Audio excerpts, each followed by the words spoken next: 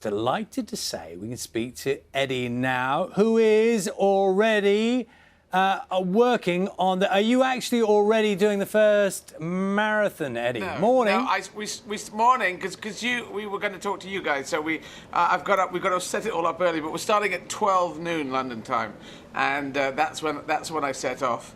But this is me strolling on a treadmill, which you can do, and you can just adjust the speed. But obviously, I have to take it up to running speed when the time comes. Otherwise, this marathon will take forever. And my marathons are pretty slow.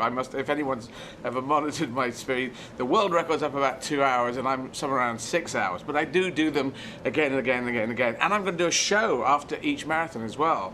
So a live streaming show with no audience that goes out round the world, because this is the beautiful thing. At a time of COVID, a time of this hellish pandemic going around the world, running on a treadmill, we can reach out and people can join me as an avatar using the Zwift app, and they can come and actually run next to me. They can call in through Zoom. They can go to Izzard.com and they can link up, watch a live streaming coming out, and that's 6 hours of running between 12 and 6, and then I do a show at 7, and it's all on Izzard.com, and it all goes to charity. Make humanity great again. That's the saying we're going with. That's the slogan.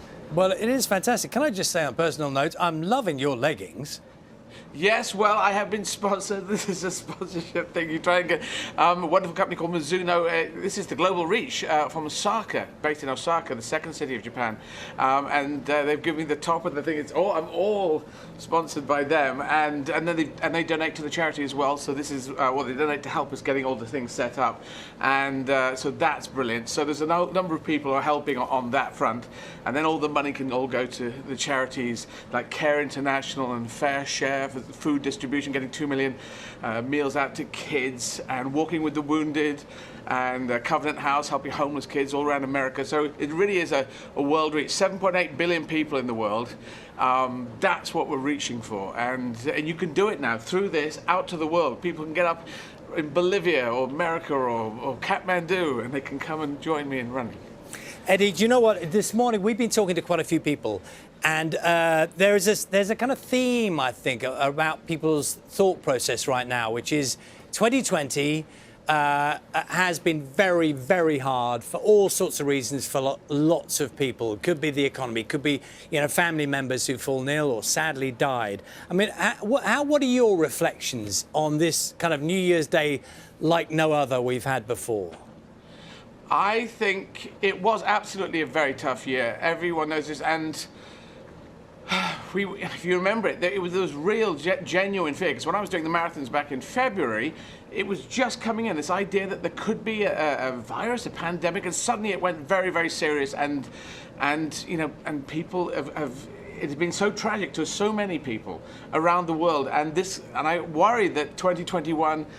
I hope it will be better, but I worry that it'll be tricky. We've got these COVID variations happening, but it does encourage us, hopefully, I encourage around the world to say, let's work together to make it so that vaccines are coming out, are being spread around the world, as opposed to this kind of COVID nationalism saying, we've got the vaccine, you can't have it. I would love it for all 7.8 billion of us to be trying to work together to share and share alike and get the vaccines out and get everyone healthy. That, I hope, would be something going into 2021, working together as opposed to separating out. Well, it's a great message, Eddie. Have you found, some people have found like little things, the taking more pleasure from little things, partly out of necessity. When we were in quarantine, have there been things that have kept you going?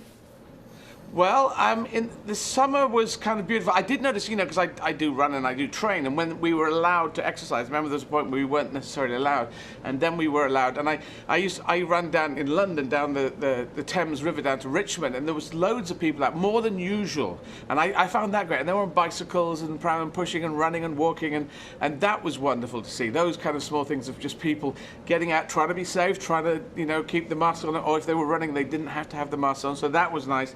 And then I was doing charity gigs down on the south coast, Bexhill and Eastbourne, the twin towns where I grew up, where my family's from, and doing charity shows because you could perform outside. There was a point when we could perform outside, so that was nice.